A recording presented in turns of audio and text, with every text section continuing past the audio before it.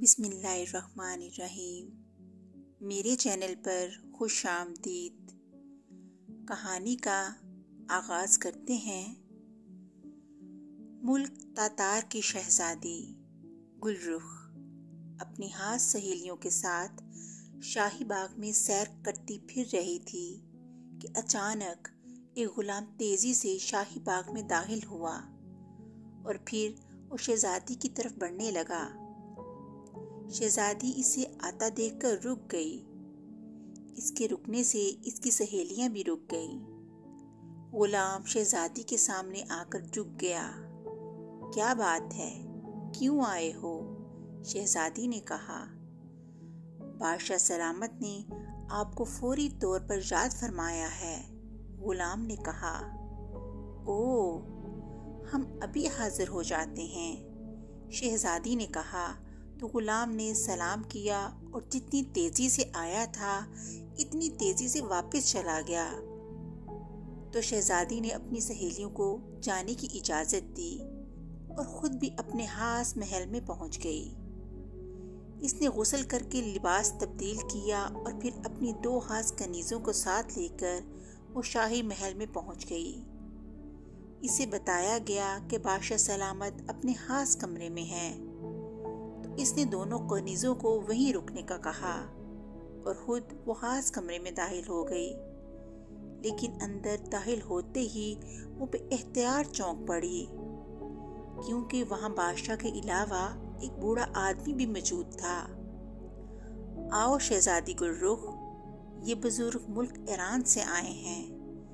इनका नाम बुजुर्ग बाबा है और ये तुम्हारे लिए एक खास पैगाम लेकर आए हैं, इसीलिए हमने तुम्हें बुलवाया है, बादशाह ने कहा। तो शहज़ादी ने बादशाह के साथ साथ इस बुजुर्ग बाबा को भी सलाम किया और कुर्सी पर बैठ गई। जीती रहो, बुजुर्ग बाबा ने इसे दुआएं देते हुए कहा।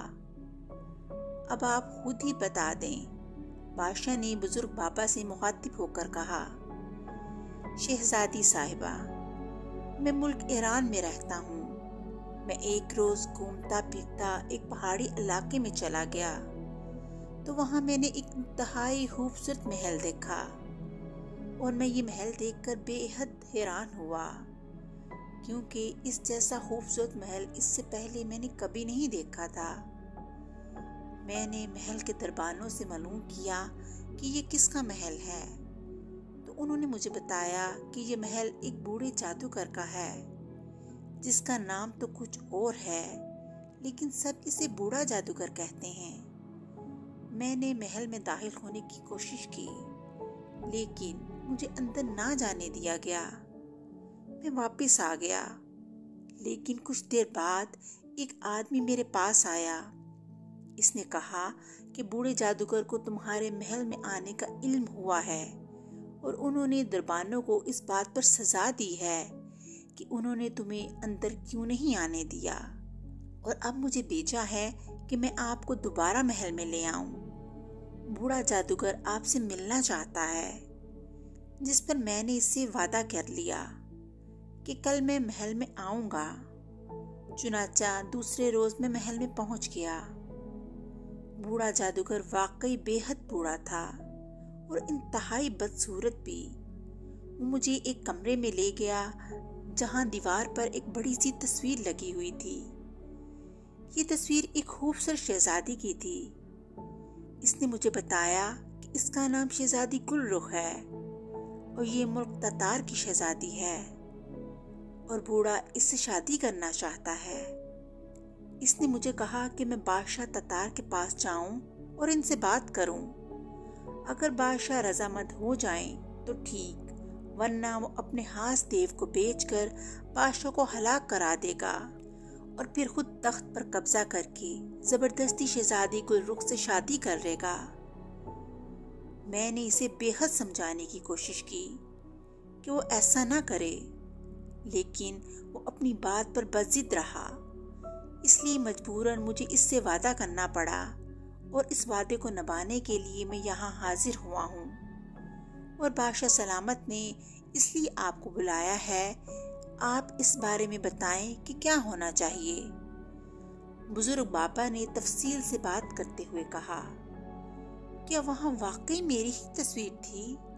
शहजादी ने हैरत भरे लहजे में कहा, हाँ शहजादी साहिबा, वो आपकी ही तस्वीर थी। बुजुर्ग बाबा ने जवाब देते हुए कहा, लेकिन हमारी तो मंगनी मुल्क सासान के शहजादे परवेज से हो चुकी है और आइंदा माह शादी है। क्यों अब्बा जान?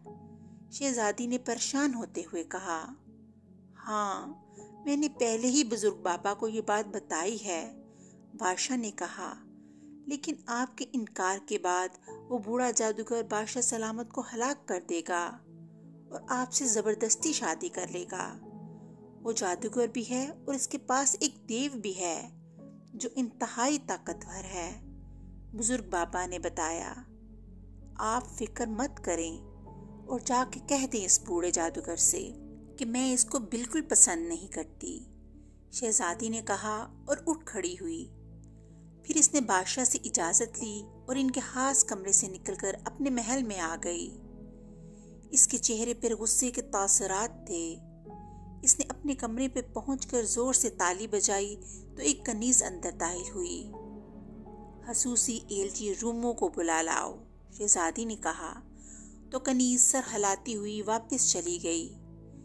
थोड़ी देर बाद दरवाजा खुला और एक दुबला पतला नौजवान दाखिल हुआ और शहजादी के सामने झुक गया। रूमो, तुम शहजादा परवेज तक जल्द अज जल्द कब तक पहुंच सकते हो? शहजादी ने कहा, शहजादी साहिबा, आपका खादम रातों रात तेज रफ्तार घोड़े पर सवार होकर सुबह को शहजादे के हुजूर हाजिर हो सकता है, जबकि बाकी तमाम एलची 2-3 रोज से पहले नहीं पहुंच सकते। रोमो एलची ने जवाब दिया, तो जाओ और शहजादा परवेज को हमारा पैगाम दो कि वो फौरन यहाँ आकर हमसे मिलें, शहजादी ने कहा और इसके साथ ही इसने अपने गले से एक कीमती हार उतार कर रोमो एलची को दे दिया। रोमो एलची ने सलाम किया और वापस चला गया। फिर दूसरे रोज शाम को शहजादे को इत्तला मिली कि शहजादा परवेज शाही मेहमान खाने में पहुंच चुका है, तो इसने शहजादे को अपने खास कमरे में बुलवा लिया। क्या बात है शहजादी, तुमने इस तरह क्यों बुलवाया है? क्या कोई खास बात हो गई है? शहजादे परवेज ने कमरे में दाखिल होते हुए कहा। वो एक खूबसूरत नौजवान था। हाँ शहजादे, हमारी शादी खतरे में है, शहजादी ने कहा। तो शहजादा परवेज बेइख्तियार उछल पड़ा। वो कैसे और क्यों? शहजादे ने हैरत भरे लहजे में कहा। तो शहजादी ने इसे बुजुर्ग बाबा से सुनी हुई सारी बात बता दी। मैं इस बूढ़े जादूगर का खात्मा कर देता हूँ ताकि ना रहे बांस और ना बजे बांसुरी, शहजादे परवेज ने कहा। लेकिन कैसे करोगे? इसके पास इंतहाई ताकतवर देव है और फिर वो जादूगर है।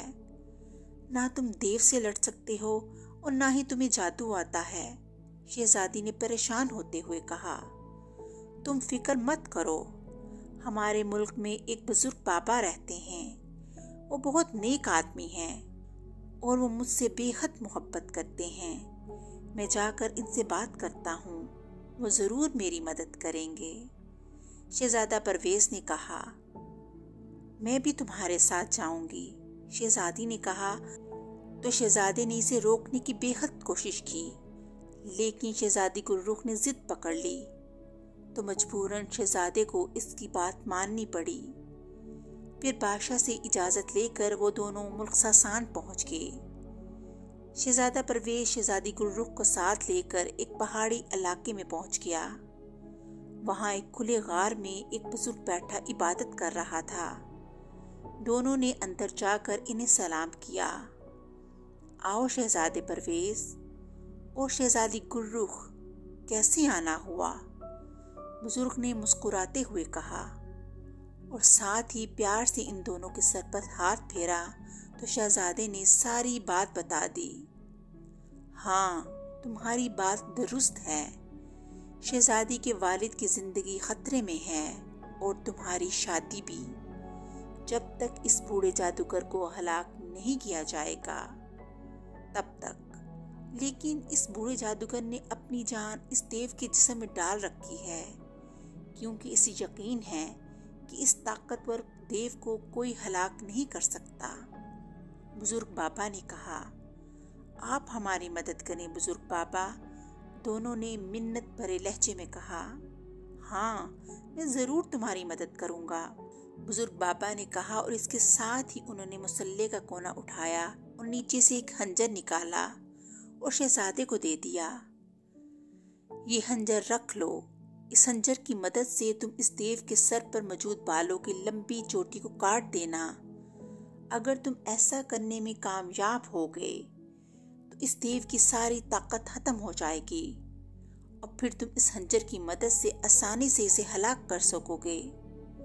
और इसके साथ ही बूढ़ा जादूगर खुद ब खुद हलाक हो जाएगा, क्योंकि इसकी जान इस देव में है, बुजुर्ग बाबा ने कहा। लेकिन बुजुर्ग बाबा, क्या इस जादूगर को पहले से ये बात तो मालूम नहीं हो जाएगी और वो पहले से जादू करके कहीं शहजादे को हलाक ना कर दे? शहजादी गुलरुख ने कहा, नहीं, इसे इस देव की ताकत पर पूरा भरोसा है। इसे यकीन है इसे किसी सूरत हलाक नहीं किया जा सकता और ना ही इसके बालों की चोटी को किसी चीज से काटा जा सकता है। और ये वाकई भी दुरुस्त है, क्योंकि इस देव के जिस्म पर और इसके बालों पर किसी हथियार का असर नहीं होता। सिर्फ ये हाथ खंजर है जो ये काम कर सकता है, इसलिए मैंने तुम्हें ये खंजर दे दिया है, बुजुर्ग बाबा ने समझाया। तो दोनों ने बुजुर्ग बाबा का बेहद शुक्रिया अदा किया। फिर इनसे इजाज़त लेकर वो दोनों गार से बाहर आए और दूसरे रोज़ वो दोनों घोड़ों पर सवार होकर इस पहाड़ी इलाके की तरफ बढ़ने लगे जहाँ बूढ़े जादूगर का महल था। फिर महल के सामने पहुंचकर शहजादे ने शहजादी को एक तरफ छुपने का कह दिया और फिर वो तेज तेज कदम उठाता महल के बड़े दरवाजे की तरफ बढ़ने लगा। खंजर इसने अपने कमर के साथ छुपा कर बांध लिया था। मेरा नाम शहजादा परवेज है और मैं बूढ़े जादूगर को हलाक करने आया हूँ, शहजादा परवेज ने महल के सामने पहुंचकर ऊंची आवाज में कहा। तो महल का दरवाजा खुला और एक देव बाहर आ गया। इस देव के सर पर एक लंबी सी बालों की चोटी थी, इसकी बड़ी बड़ी मूछें थी, इसने सिर्फ एक ज़ेरे जामा पहना हुआ था। इसका जिस्म बेहद मजबूत और ताकतवर था। इसका सर पहलवानों की तरह गंजा था और सिर्फ सर के दरमियान में बालों की लंबी सी चोटी थी। इसकी कलाइयों में भी सोने के मोटे मोटे कड़े थे। तुम आए हो बूढ़े जादूगर को हलाक करने? मैं अभी तुम्हारी चटनी बनाता हूँ, देव ने इंतहाई गुस्सीले लहजे में कहा। खबरदार, अगर तुम आगे बढ़े, तो शहजादे ने फौरन ही कमर से बंधा हुआ खंजर हाथ में लेते हुए कहा, इस छोटे से खंजर से मुझे हलाक करोगे? वाह वाह शहजादे वाह, तुम वाकई भोले शहजादे हो, देव ने कहका लगाते हुए कहा। और इसके साथ ही इसने झपट कर शहजादे परवेज की कमर एक हाथ से पकड़ी और ऊपर उठा लिया। शहजादा खुद यही चाहता था कि देव इसे ऊपर उठाए ताकि इसका हाथ देव की चोटी तक पहुंच सके, वरना तो देव इससे इतना ऊंचा था कि इसका हाथ किसी सूरत इसके सर तक न पहुंच सकता। इधर शहजादी ने जब देखा कि देव ने शहजादे को इस तरह पकड़ लिया है तो इसके चेहरे पर गहरी उदासी छा गई। वो यही समझी थी कि देव अभी शहजादे को हलाक कर देगा, लेकिन दूसरे ही लम्हे ये देखकर उछल पड़ी कि शहजादे ने यकलख्त हरकत की और इस देव के घुटनों पर पैर रखकर इसने छलांग लगाई और हाथ में मौजूद खंजर के साथ देव की चोटी काट डाली। जैसे ही देव की चोटी कटी, देव चीखें मारने लगा और नीचे गिर गया। शहजादे ने उछलकर इसके सीने पर पूरी कुव्वत से खंजर मार दिया।